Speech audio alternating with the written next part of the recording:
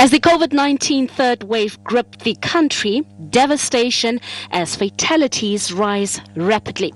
The burial industry vital to give support to families in their hour of need, but the violence that swept through the country added to their pain. In KwaNongoma, where they wanted to take out the body, they had collected the body, but those people, they just said no, they need to take out the body, no one is allowed. How could you do that? How could the person has already died? How could you take them out of the car, out of a hearse?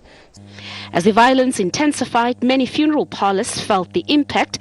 Expedite in KwaZulu-Natal, hardest hit, 22 of its branches were looted and vandalized. Some offices were torched. They lost millions. We would like to see Department of Labour assisting us to be able to pay full salaries to our staff, even though the funds that we have are not enough, and also assist where other families cannot afford to do funerals. We've seen in Phoenix, more than 300 people are sitting at mortuaries. Those families, they don't have money. I had insurance. Some other people don't have insurance. They need to be assisted. Big funeral groups like Expedite may turn to insurance for help, but other small businesses may not have this protection.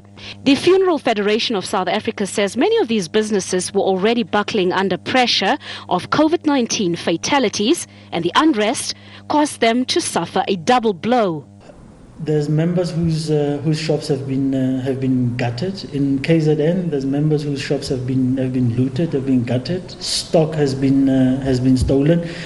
The impact of the violence that dominated parts of KZN and Gauteng has led to a huge backlog of funerals because many could not conduct burials. The delays are being felt by many grieving families. Funeral parlours are left to do damage control. And for somebody like that, that could essentially mean the end of a business, the end of a livelihood, and you know there's a number of things that could be required. Government needs to look at how they can step in and assist small funeral undertakers. The COVID-19 pandemic, the biggest challenge for undertakers currently. For many, funeral demands have more than doubled. More than 68,000 COVID-19 related deaths are recorded in South Africa. Hundreds of people continue to die daily from the pandemic. People who die of COVID-19 must be buried within 3 days of death, putting extra pressure on undertakers.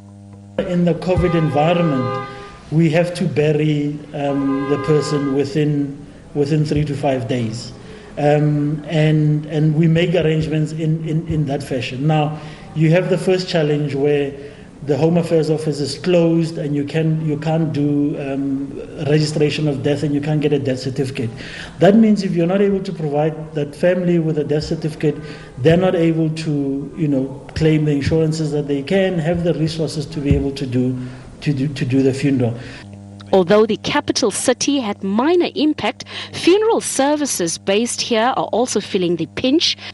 Meanwhile, government has given the assurance that relief measures will be put in place for businesses affected by the recent wave of riots. The funeral industry in the country has emphasized that it is absolutely vital at this juncture for government to expedite the relief that they so desperately need, as this would enable them to continue giving a dignified service to South Africans in their hour of need.